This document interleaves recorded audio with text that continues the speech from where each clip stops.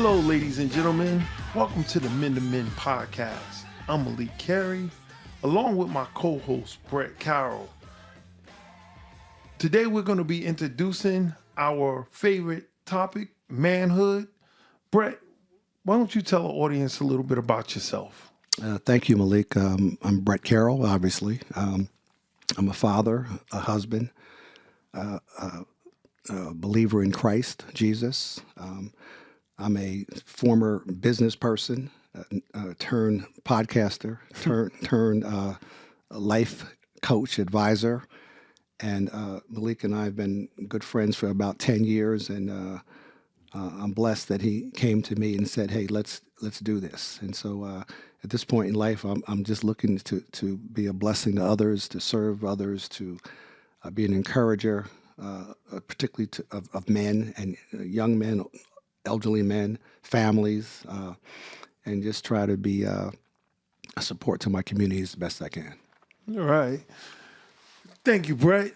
And you're a lot more than that, Brett. You've been a role model and a friend, a constant friend, a little more than 10 years, but, who's counting? I'm Malik Carey. I just want to talk a few minutes about, I am a husband, a father. I'm a son. I'm a CEO. I own a facility called Family Healing Center where families heal. And as you know, Brett, men have just really been very important to me for a long time. A few years ago, I had the opportunity of helping Chris Broussard start the King movement, which was a big part of manhood and helping men become better fathers, husbands, citizens, and role models. So, the manhood topic has always been a big part for me. Growing up without a father, I could talk about a little bit about that. And, I'm always really struggling to find male role models. And thank God I've been able to do that. And through you, right? Through other men like you who've come alongside of me and helped me to become the man I'm supposed to be and the father I'm supposed to be. And brothers like Chris and Troy and a lot of the brothers that we'll shout out along the way. And so, I really just honored that you said yes to being able to do this podcast with me because I believe that it's going to touch a lot of men and women, right? This is not just for men. It's for women also who are going to be able to really listen and learn from our experiences. And I think we have a few years between us, right? A couple of years of experience. And so just really looking forward to that. Being a man has been it's been a joy. It's been a challenge. It's been a struggle to learn and to grow.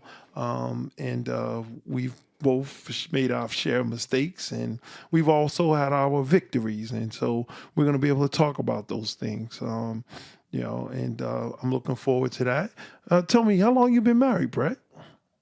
33 years. Oh, yeah. So you're going to be able to offer a lot about being married. And I've been married coming up on 11. This is my second marriage. So I've made some mistakes along the way, and I've learned from both sides. And so we're going to be able to talk through those type of things. So just really looking forward to the conversation, being business owners. And, you retired now, Brett? Is that what I'm hearing? Well, I'm retired from getting checks every 2 weeks.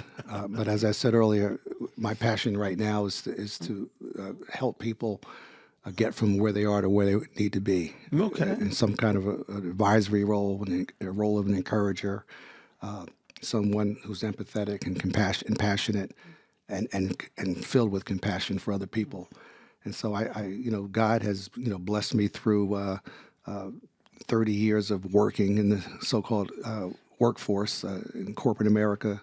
And now I'm operating in the best part of my life, I think, just being able to connect with people and being able to walk with people and being able to be a blessing to people. Amen. And that's Amen. the reason why I wanted to, when you talked about this, that's the reason why I got excited about it. That's the reason why I wanted to be a part of this, because I think it speaks to who I am and what I'm all about. And so today, the purpose of this podcast in general, we talked about some of the things that we wanted to accomplish. Basically, as you said earlier, Malik, is to have a very meaningful conversation with men, about men. And secondly, being able to create this platform for us to share our thoughts and our feelings, our emotions, our ups, our downs, our wins, our triumphs, our failures, our successes, and all those things that some of us have a hard time talking about because, we as men, we're tough and, we're strong and all No that bravado. and all that crap. And so we don't share the things that we need to be sharing. And as a result, we're as jacked up as we are because we don't get a chance to open up and share. So that's the purpose of this. And finally, the biggest thing to me, just being able to help people, overcome what they're going through and helping people get from where they're stuck at to moving on and to overcoming challenges and difficulties and becoming all that God created them to be. And then obviously we want to celebrate, as you had mentioned earlier, we want to celebrate the successes that men have had so that they can share those successes with other men and help each other pick each other up. So I think that's something that's going to be really important. And our focus is really on men, but I want to emphasize that we are, a lot of the times we're going to be talking about the black and brown struggle.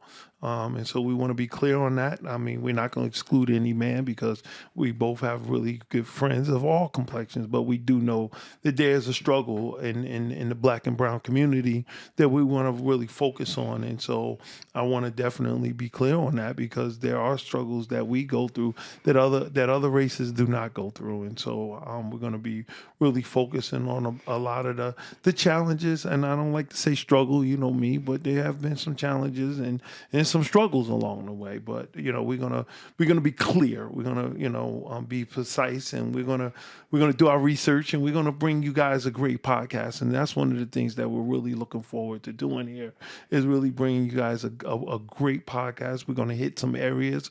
We're gonna talk about some tough areas. We're gonna talk about marriage and relationship, and we're gonna talk about singleness, and we're gonna talk about sports, and we're gonna have a good time. And we're looking forward to getting feedback from our audience. So we want to really just focus on, we're introducing the podcast today, but we want you guys to really understand that we're passionate about what we do here. And we're looking forward to many, many, many episodes. And we're going to go hard for you guys. Yeah, so today, Malik, thanks for sharing that. Today we're going to talk about the concept of manhood. It's a very big, broad topic, so we're going to introduce it today, and obviously we're going to pick up on it and expand on it and do a little deeper dive on it as weeks come, especially based on the feedback that you guys give us, the thoughts and the concerns that you have about manhood and what it means to you. And so we start with this big, broad topic so that we can kick this thing off and get it going. So, Malik, at the end of the day, we're going to talk about a couple things. What is manhood? What are the dimensions of manhood? What are the most difficult challenges that we as men, and as you indicated, black men and brown men, what are our particular challenges? And then how do we overcome those challenges? And so that's where we're going to start off. So, Malik, I'll ask you to define manhood. In your opinion, what is manhood? I've had this conversation so many times. I think being a man is multifaceted, right?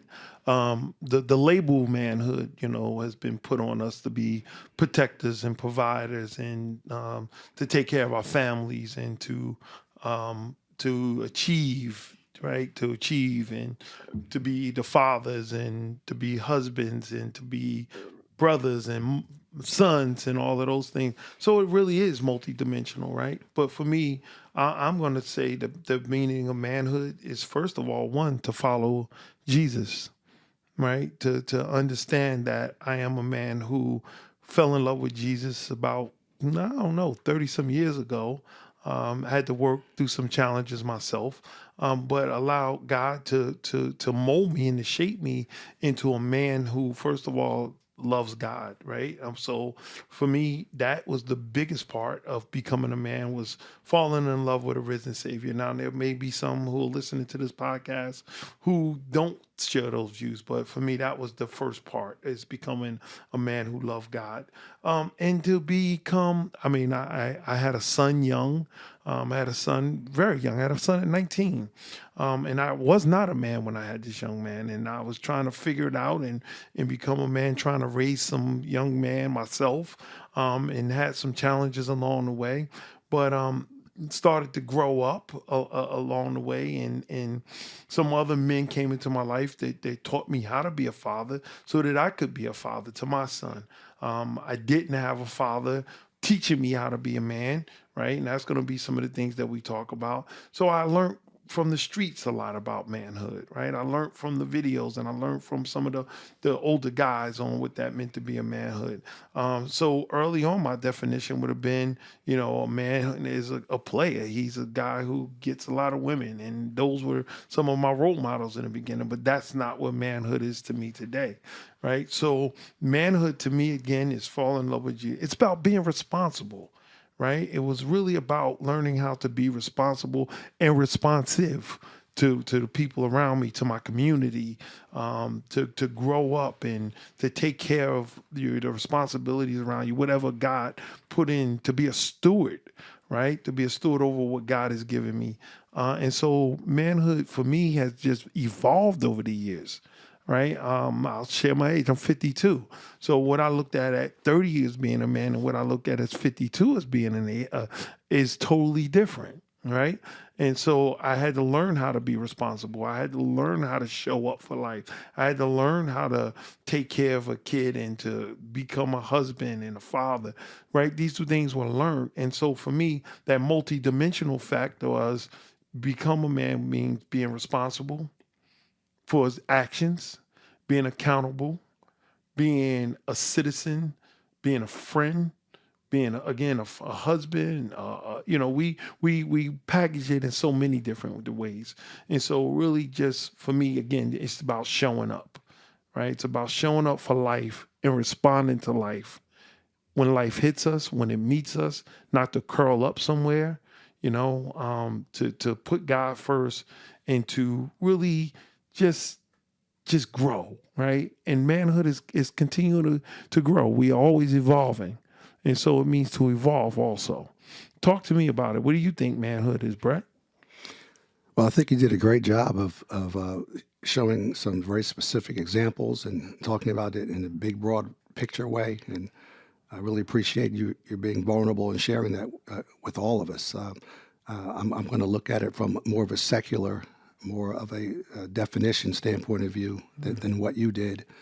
There's three parts to manhood: a rite of passage, which is more of a natural expectation. God created you. You spoke to this in terms of a spiritual situation. God created us, and He created us with a purpose of first being boys and then growing into this thing called manhood. And so there's a rite of passage there.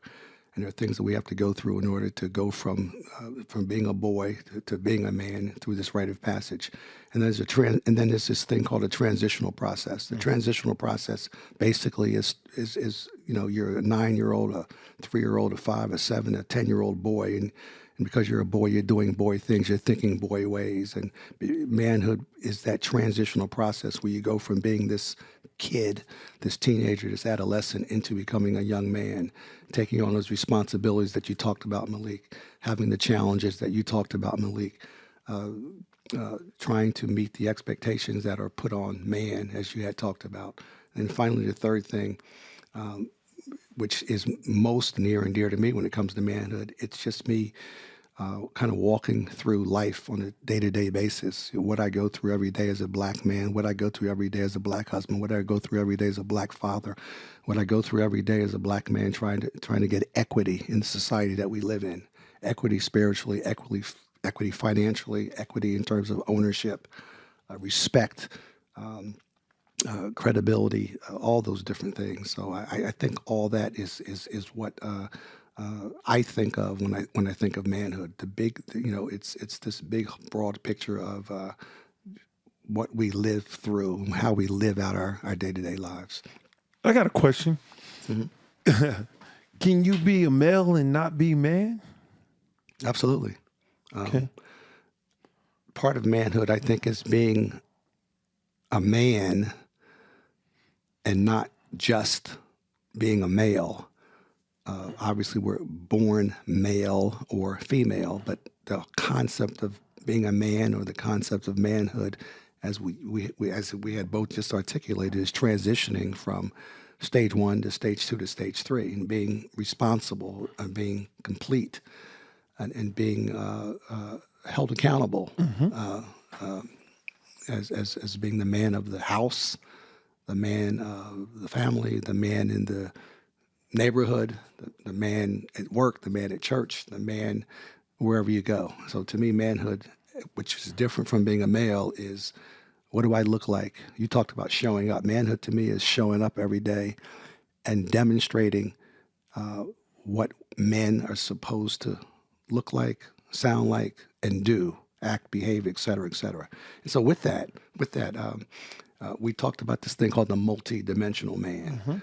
We talked about the physical. There's a physical, mental, emotional, and spiritual man. You want to talk a little bit about those things? Yeah, so I'll talk about the physical man, right?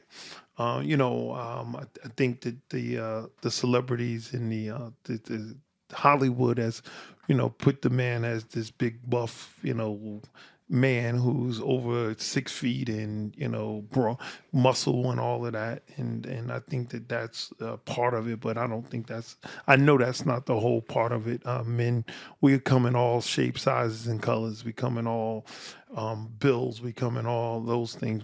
Some of us are athletes, some of us are musicians, some of us are scholars, right? Some of us are those things, and I want to talk about that too, because when I was growing up, I would meet guys who didn't play sports. And I would tease them like, yo, man, you don't play sports. You must be a musician or something, right? And I would laugh at that because in my worldview as a young man or as a teenager, all men played sports, right? And then I started to, and then God gives me a son who don't want to have anything to do with sports, right? He gives me an artist. I'm like, God, you giving me an artist, right? Really, But he needed to show me that, what, all men don't play sports. There are great musicians. Let's talk about Charlie Parker's and all of the great musicians and the Michael Jacksons, right? And they showed up differently, right? And so all men don't have to be athletic, and all men don't have to have this prowess about them, but they show up for life. And Right. and that was one of the things that I really started to uncover in my maturity, right? That, we all men don't have to play sports and they can love what they love.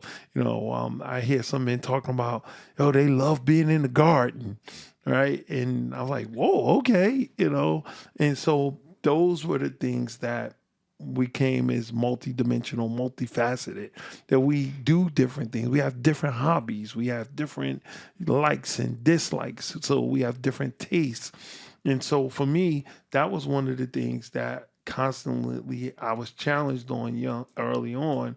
Again, is we're not all, athletic. We're not all sports. We're not all, of anything, right? We're multidimensional, and some love music, some love gardening, some love poetry, some love books, some, right? We love what we love, and we should start to embrace that too, right? Absolutely. And it took a long time, to embrace those type of things. So I think that multidimensional piece is really crucial because, some love hip hop, some love jazz, some love R&B, right? You're an R&B dude yourself over there, so whatever it's been, we grow and we evolve, right? And again, it's about the evolution, and the maturity. So that was something that I really talked about. The spiritual man, right? Again, I always say that, I talk about heaven and hell. I say, religion is for people who are afraid to go to hell. Spirituality is for people who've already gone through hell, right? I like that. right? You know, spirituality is this thing that evolves to, you know, a bigger relationship. It becomes a unilateral relationship with me and God. It's not a religious act. It's not that I have to go to church on Sunday to experience God, because I get to learn how to experience Him every day. I learn how to experience Him in my quiet time, in my meditation, in my prayer life, right? Developing those type of habits that get us to God. And sometimes I like to use God as good orderly direction. You know, God's given us good orderly direction. And so, you know, taking the religion out of it, you know, I am a Christian. I'm never going to deny that. But, you know, really just speaking to a broader audience of, you know, why I became a Christian and why I became this is because, you know what, I looked at Islam and I looked at a lot of different religions, and Jesus is the one that spoke to me in many different ways. And so, you know, again, but the spirituality part of that is that prayer time, that meditation time, those type of things that get you centered, spending that half an hour in the morning in prayer or quiet times, getting off of work, spending that time and doing those things and learning that those are the things that get us centered, right?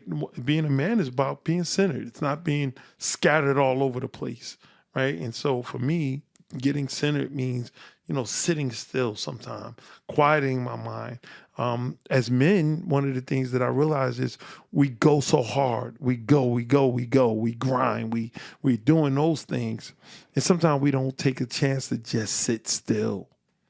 Right. And so the spirituality part of that is learning how to just sit, learning how to be still.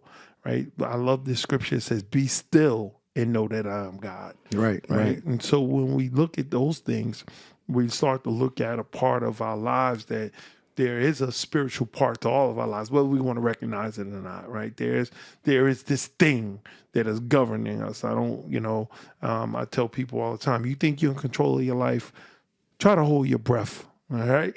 Right. You try to, you think you're really in control. Let me see how long you can do that.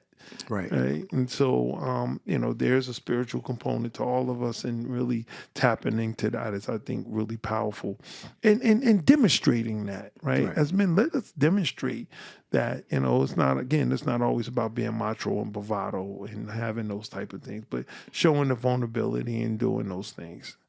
Wait, just to double that, first of all, great points. I really appreciate that. Just to double back on the physical man, the big thing about physicality with men is people perceive people based on how they look, fair or unfair. So I think appearance is important. Carrying yourself is important. The way you look. You don't have to be beautiful. You don't have to be handsome, but you do have to be presentable, because people will judge you based on your appearance. People will stereotype you based on your appearance. So the physical man needs to be one who finds who fixes himself to be acceptable and fixes himself to be approachable, so that he is not looked at in any negative way. And I think that's important. You talked about the spiritual man. I want to talk about the emotional man. Emotions are critical. Emotions drive your sensitivity, your compassion, your empathy, your ability to care about people, your ability to love people. If you lack emotion, you lack love. If you lack love, you lack compassion. If you lack compassion, you lack the ability to be sensitive and care for other people. So as important as the spiritual man is, because that's where one is complete in who he is, the emotional man is the one who is the part of the man who demonstrates the kind of person that you are. Are you good? Are you caring? Are you nurturing? Or are you uncaring, unfeeling, and emotionless? And the reason why I bring this emotional piece up is because I think in black men in particular, those of us who lack emotion lack the ability to connect with one another, lack the ability to have relationships with one another. And that's just detrimental. I totally agree.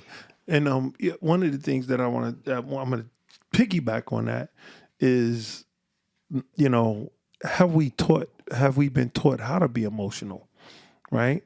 One of the things that we have dealt with for so long is, I think, from a young age, we've been taught to bottle our emotions, right? And so, I always say, what do we teach a young man, right? We teach him, a man is not supposed to cry. That's emotion, right? And then if they start crying, I'm gonna give you something to cry about, right? And we all heard that one before, right? Right. And so how do I learn to become emotional when all my emotions have been shut down from such a young age, right? From birth, right? Right. I think that goes back to the transitional process. I think it goes back to understanding, to the point that what you just said, I'm not supposed to cry. I'm a man. I'm not supposed to feel this way. I'm a man. I'm there and all this and all that. But at the end of the day, I think when you transition from boyhood into real manhood, real men have emotions. And that's why we're talking about the multi-dimensional man. The multi-dimensional man has a physical part to him. He has an emotional part to him. There's a spiritual part to him. And there's also a mental part to men. And all these things have to be, to your point, developed. And becoming a man is developing all of these different things: your physical, your emotional, your spiritual, your mental. And that's how you become the complete man.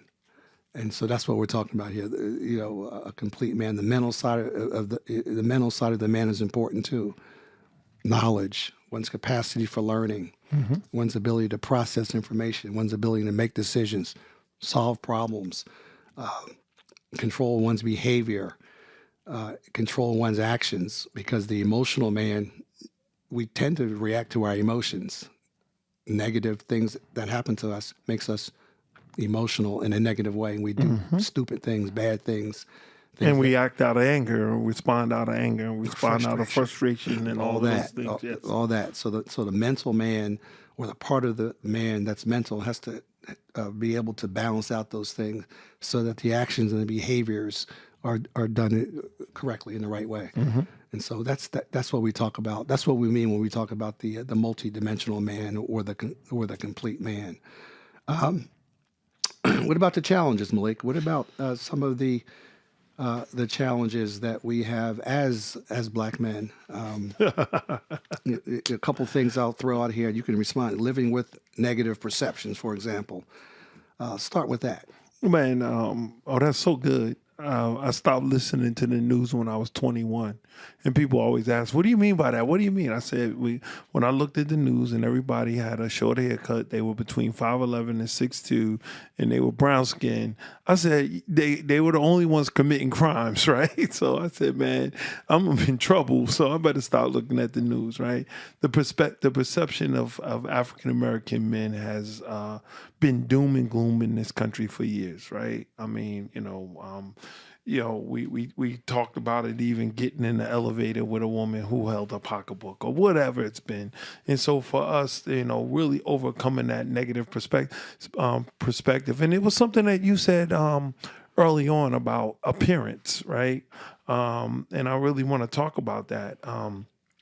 And, the appearance of what we look like, especially our young men, right? Or young boys or teenagers, right? The thug look, and the pants sagging, and those are the things that, we dealt with and we're still dealing with, right?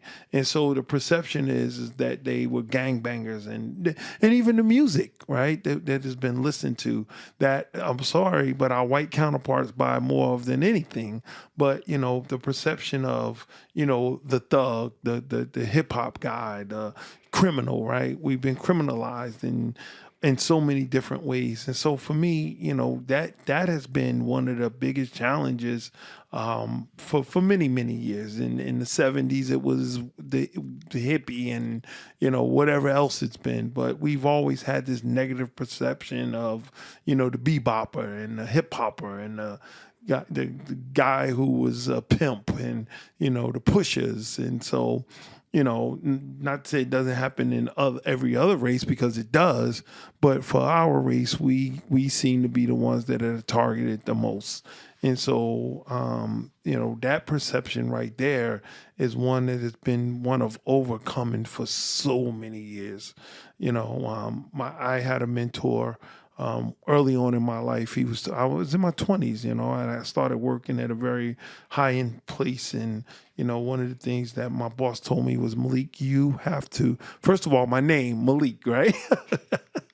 I had a couple of strikes against me, right? I was black, and my uncle used to teach me this one before I go there. He said, listen, you were born black, and we were already born with 2 strikes against you. You're black and you were uneducated, right? And if you get educated, you'll release erase one of those strikes. So, I did get the education, but I'm going to always be a black male. And, I had this boss, and one time he said, Malik, be neat, be organized, and always look good, right? Again, when you have those strikes against you, you're gonna be a black man in this society, and they're gonna be stereotypes, right? Well, I've been the guy who's always had the nice cars. You know me, right? When I was younger, I was the guy who rode through the neighborhood and I was stopped. But if I'm stopped, I gotta have my paperwork together, right? And so those are the type of things that we faced then, and we face now.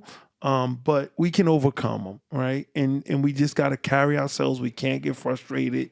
Keep your paperwork in order, do the things that we need to do, and understand that these stereotypes, ignorance, let's talk about ignorance, right? Those things will always be a part of us and a part of our society.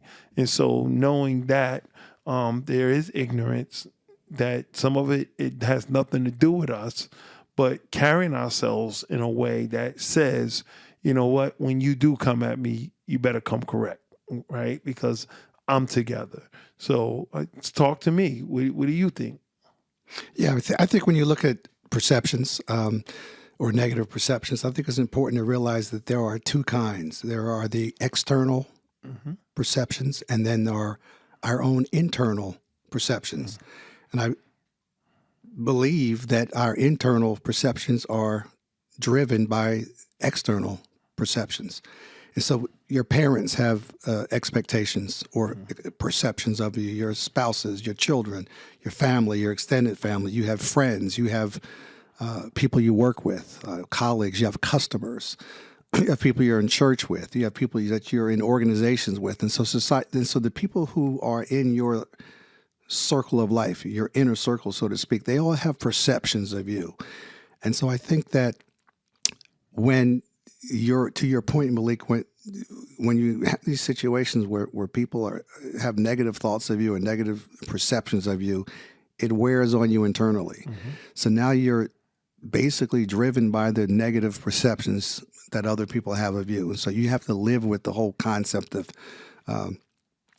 do the external perceptions of me drive me to have low self-esteem? Does it drive me to have no confidence or very little self-confidence? And so I think it's real important for us, especially us as black men, to fight against negativity, fight against the negative stereotypes, fight against the negative perceptions, because if we don't, we begin to buy into who they think we are. We begin to believe that we're nothing more than what other people say we are.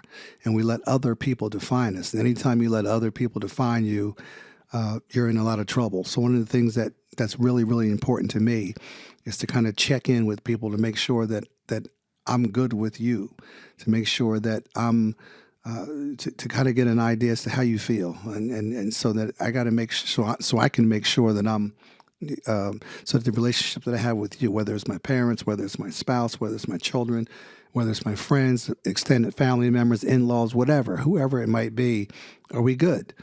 Are we good? Because you want people, I would think that most of us want people to think better of us than less of us. And so I think it's important to tune in or to check in so that you can be tuned in to how people see you, so you can get a better feel for how you see yourself. And then I think I think it's important to be strong. I think it's important to be strong in your own convictions. I think it's important to have a strong sense of self-confidence, not to be arrogant, but to be humble. I think it's strong to have a strong sense of self-esteem, but again, to do so with humility and respect for other people. But I think you got to have that in order to be able to deal in this world. That was something that's really important. And we talk about it a lot. You talk about the self-esteem. And one of the ways that I learned about self-esteem was to learn how to start doing esteemable things. And it wasn't about so much of what I did self-wise. It was about me being able to get out here and learn a life of being a life of esteem, right? When I show up and I suit up for life and I'm doing those things, that's how I'm developing self-esteem. And a lot of times we get self-esteem and self-confidence mixed up, right? Like I'm supposed to be this confident dude and, I'm supposed to have this high bravado of self-esteem. That's not self-esteem. Esteem is about doing things for one another, esteeming to be greater, esteeming to be better, right? Because I could portray a high level of of confidence and my esteem being the basement, right? Mm-hmm. So it's about being esteemable, right? Showing up again, it's really, I'm going to keep harping on just show up for life, right? And there's so many brothers that don't. And again, and we haven't been taught these things either, right? I mean, growing up in a home that didn't have a father, had a stepfather, had these things, and he was a great man. He was a hardworking man. These guys showed me how to show up for life. He taught me how to be a worker, and again, I was taught these things and it took years to learn these things. And so when I think about self-esteem and the negative stereotypes of where we are, we have some of it we've done ourselves, some have been done to us, right? And so knowing those things and continuing, right, with the media and all of these other avenues that portray it at a greater level, and now what we got with Instagram and Facebook and the young people, it really is about understanding that we can overcome. Right, we can overcome these negative stereotypes by becoming esteemable. I like that. I like that whole concept of esteemable. I love it. So here's the other thing, though. So we just got finished talking about these negative perceptions. What about expectations? And the reason why I asked the question is because I think the hardest thing about being a black man, in my opinion, is knowing how society feels about us, but also understanding and knowing the expectations that society places on us. And so you look at the expectations that are put on us by our families, the expectations that are put on us by our employers, the expectations that are put on us by our spouses, the expectations that are put on us by our children. And so on the one hand, we have these perceptions, these thoughts that folks have of us, that society has on us. But the other thing is along with that comes expectations. On one hand, I'm throwing rocks at you because you're this and that, and you're not this and you're not that. But you know what? On the other hand, after I finish throwing rocks at you, I got these expectations for you. So how do we deal with meeting the expectations that we have for ourselves, and how do we deal with meeting the expectations that other people have of us? That's a great question. I'm going to push back a little bit, and I'm going to say, are there really a lot of expectations put on us? Or is it something that we put on ourselves or have not put on ourselves? Well, that is the two-part question. How do we deal with the expectations that others have of us, and how do we deal with our own expectations that we put on ourselves? I think a lot of times the expectations we put on ourselves come with a lot of frustration. I talk about expectations and these things. The reason we are so frustrated and the reason we get so frustrated ourselves because a lot of the frustrations are unmet expectations, unspoken expectations, and unrealistic expectations. I feel like a lot of the expectations that are put on us are unrealistic. Why? Okay, that's an interesting point. Why would you?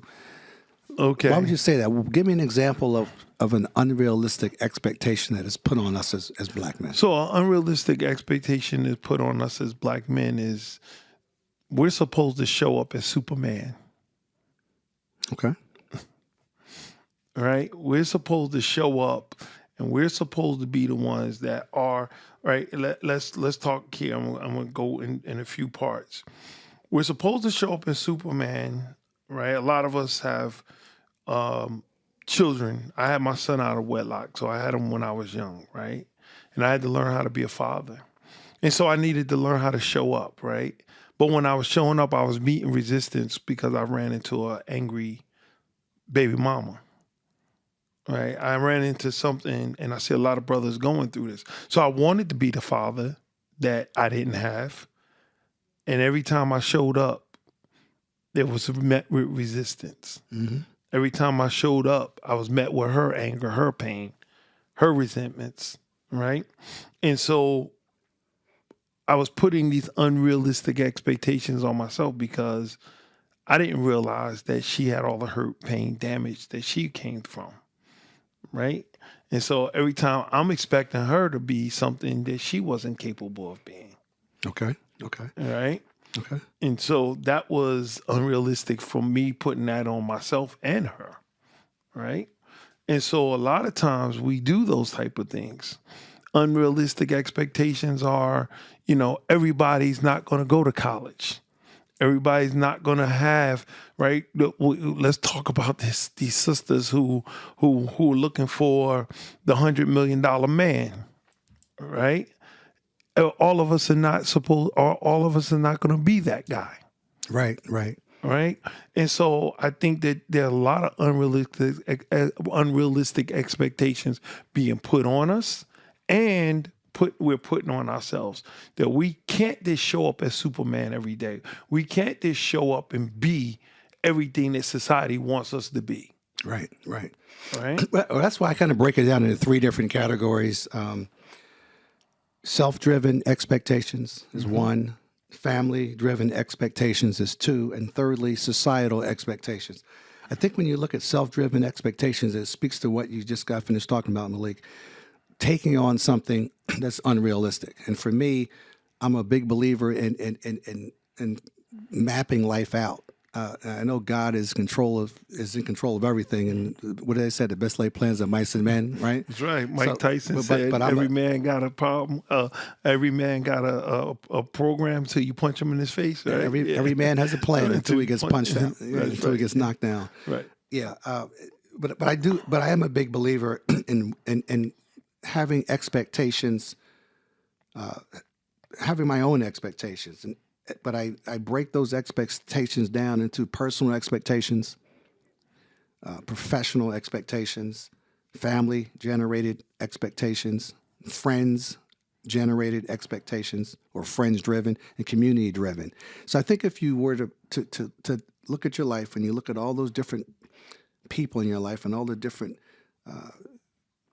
categories of life, if you will, and then you create some realistic expectations for yourself. Mm-hmm. That way, when there's no frustration. Well, and that not only is there little, it's always frustration, but not only is there little or minimal or minimized frustration, but you have control over the things that you want to or allow yourself to get frustrated over. And having control is a lot better than having somebody control you. Mm-hmm. And so from a family standpoint of view, the big thing with family expectations is, are you being overwhelmed by what your families expect from you? So you have to set... Going back to those unrealistic expectations, right? But some of those expectations are realistic. But here's the point, though.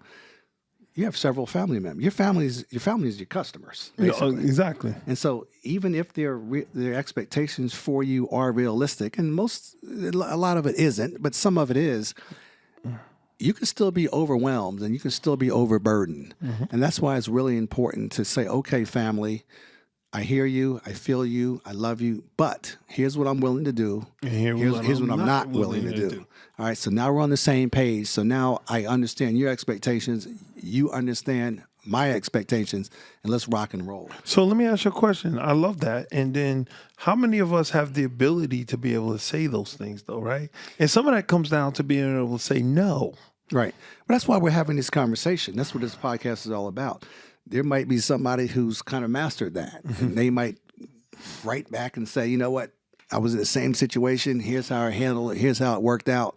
And then you have other people saying, wow, that's great. I love it. I wish I would have thought of that, or I'm going to implement that next week. And that's the reason why we're having this podcast. It's all about just helping each other. Just do the things that we need to do.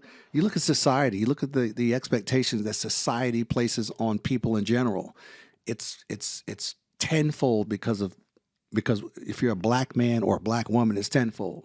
Those expectations become a lot more difficult for us to achieve. It's not that they're unrealistic, but they're more difficult to achieve because society Holds us to a higher standard. Well, it's not that they hold us to a higher standard. They look at us in a lower regard. Right. You're not educated. You're not smart enough. You're not experienced enough. You don't have the resources. You don't have the background. You don't have the contact. You don't have the connections. You don't have the background. So society makes all these excuses as to why they tell us you're not good enough to get this job. You're not good enough to get this promotion. You're not good enough to make this salary. You're not good enough to own the business. Well, you are, Malik. Yeah. Okay, you are. Praise God. Praise God.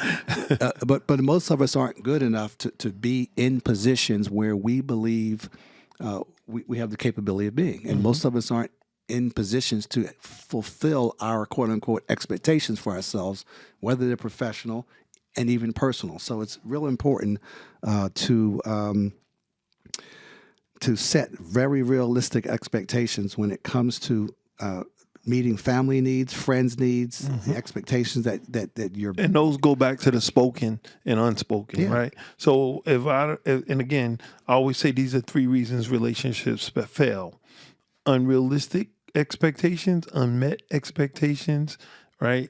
And unspoken, right? Unspoken, unmet, and unrealistic. Exactly. Right. And so if I'm clear on my expectations, if I set the expectations, then there's no gray area for us, right? Because I've set the expectation.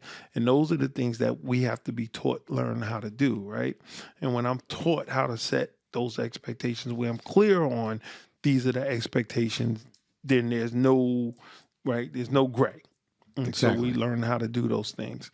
And so, Brett, man, this has really been a great conversation. I'm so looking forward to continuing to build on these conversations, man. Tell me about what's next coming up for us. Well, the first thing we want to do is talk a little bit about how we overcome some of these things,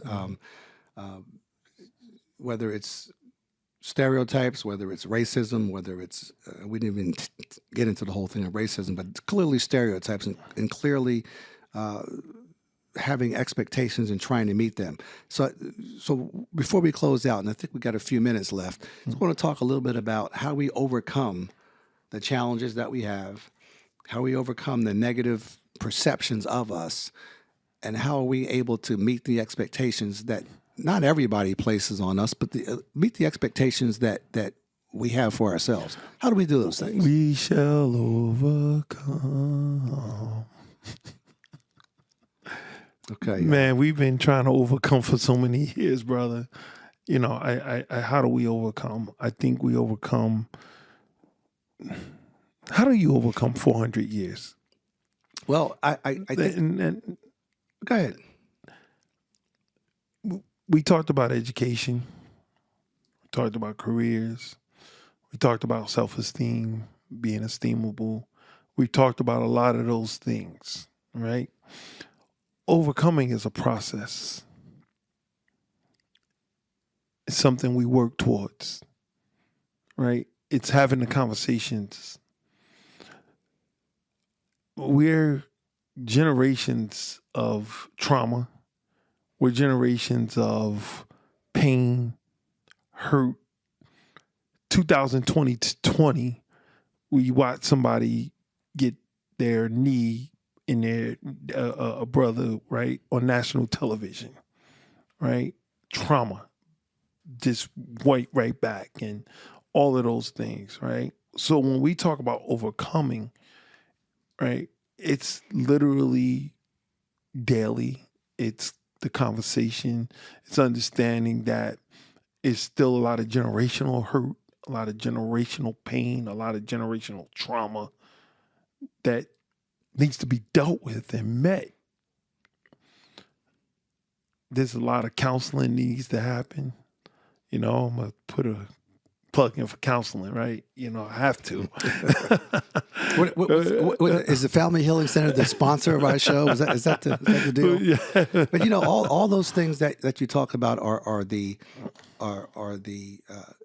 residual impact of our history, the pain, the suffering, the oppression, the depression, and all of that comes with that.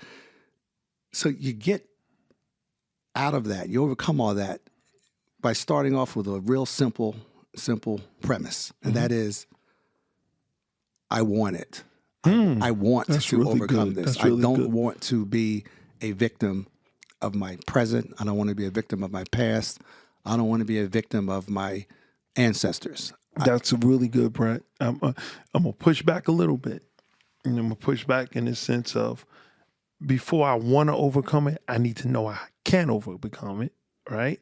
And then I also need to know there's so many of us so stuck in our pain that we don't know no better, right? Because we've been getting kicked and pushed, so we become accustomed to it. And so you and I, we've had that ability and that audacity to win. But I know some brothers and sisters that don't even know they're in pain. You can tell them every day they're in pain. I'm not in pain, but the house is blowing up, right? Right. See, there's a difference between living in your reality and living outside of your reality. So what I'm talking about are those people who are living in their reality. They realize they're in pain. They realize they're stuck. They realize that they personally need to make change in order to impact and affect their lives in a better way. So for me, and I could be dead wrong, to me it starts with somebody waking up one day and just saying, you know what, I don't want to be like this anymore. I don't want to fall victim to her and him and this and that, and I don't want it. And so that's my story, right? Well, my whole point is, I think in order for anybody, black, white, purple, green, pink, man, woman, whatever, for anybody to change, it all starts with I want to. Because the I want to means, okay, now that I want to change, what do I have to do to change? And right. That's where it comes in. That's where you come in. That's where I think you're talking about when you say you got to learn how. And I think learning how and knowing how starts with consulting with somebody who's an expert, or consulting with somebody who's been there, done that, who has walked out of pain, who has walked out of suffering, who's walked out of oppression, has overcome all that. So that particular person becomes a mentor. That particular person becomes an advisor, a teacher, a role model, an example, whatever. And then the third thing you got to do in my mind is you got to come up with the plan. Yes, and you're big on plans. I'm big on plans. Yes, sir. I don't, obviously, again, God is in charge of everything. Well, my proverb is Proverbs 16:3. Commit your plans to the Lord; they will succeed. Okay, and so you take that from a biblical standpoint of view, and if you're a believer, that could be your mantra. If you're not a believer, if you're not in a religion, and I'm not trying to criticize or be negative toward anybody, but you got to have some kind of a plan, and your plan has to be realistic. It has to be achievable. It has to be something that you're able to accomplish. And I think the plan needs to be set aside or impact every single part of your life, your personal life, your home life, your family life, your professional life, your career, business, if you're in business. And it needs to, in some way, either directly or indirectly, strongly or minimally, the plan has to involve your community, because your community is going to affect you in a positive or a negative way, one way or the other. You can't ignore it. You at least have to be aware of it, and you at least have to be able to plan around how will my community help me, or how will my community hurt me, and what do I have to do with that? So we can unpack all this stuff and get into it in a lot more detail going forward. But at the end of the day, to me, you got to have a plan. You got to want it. You got to have a plan, And you gotta, and you got to persevere, Malik. You got to be committed. You got to be dedicated, because to your point, you're going to get knocked down every single day. You're going to get knocked down. You got to get up. You're going to get knocked down. You got to get up. So in order to get from point A to point B, you got to persevere. You can't quit. You got to give up. And then back to your point. And I know you're huge on faith, and so am I. You got to believe. You got to. The scripture you just got finished saying, you gotta buy into it, and you got to believe in yourself, and you got to believe in a higher power. and I want to close on this one too. You gotta have a purpose, right? And we're gonna talk about that next week, right? Because with a man without a purpose just wanders aimlessly. That's And right. so a lot of what we just talked about, a man with no purpose is a lost man. That's right. Word. So Good we're going word. to close on that. Guys, you know what? I just thank you for such a great episode, Brett. And you know what? To all of our people out there, we would like you to just if you like what we talked about, share it on your pages. We can be reached on Instagram at Men2Men. We can be reached on Facebook, Men2Men, and also on YouTube. Please subscribe if you like what you heard, and we're looking forward to bringing you some more hot topics. Yeah, and that's the Men2Men podcast with Malik and Brett. So it's the Men2Men podcast with Malik and Brett. All right. Thank you so much, Brett. Have a great week. Take God care. bless. Be well.